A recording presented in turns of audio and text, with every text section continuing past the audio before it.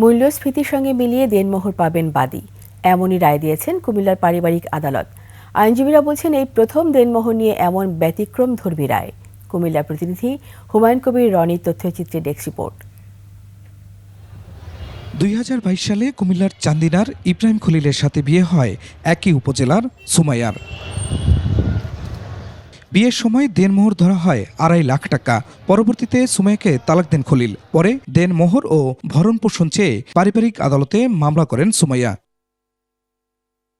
শুনানি শেষে কুমিল্লার পারিবারিক আদালতের বিচারক শেখ সাদি রহমান এ মামলার রায় দেন। রায়ে মূল্যস্ফীতির সাথে সমন্বয় করে বাদীকে দেনমোহরের 2,62,000 টাকা দেওয়ার আদেশ দেওয়া হয়। আমরা সন্তুষ্ট, আদালত 3,50,000 টাকার একটা ডিগ্রি দিয়েছে। হ্যাঁ, 3,25,000 টাকা ডিগ্রি দিয়েছে এবং আমাদেরকে সময় দিয়েছে 15 দিনের মতো।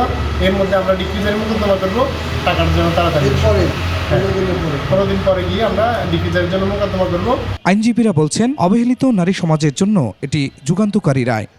ক্যামেরায় ওয়াও, স্টাইল দেখাও, Xenon X21 পারলে ঠেকাও।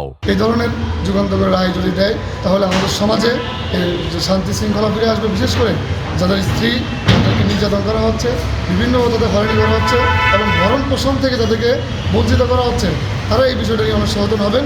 এই রায় যদি যত দ্রুত কার্যকর করা যায় তাহলে সেই নারী তার অধিকার ফিরে পাবে এবং ভবিষ্যতেও নারী সমাজ তাদের অধিকার ফিরে পেতে, আদালতের দ্বারস্থ হতে, বিচার পেতে তারা উৎসাহিত হবে।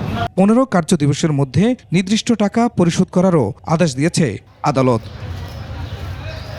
Khurshid Alam, desk report, 21 television.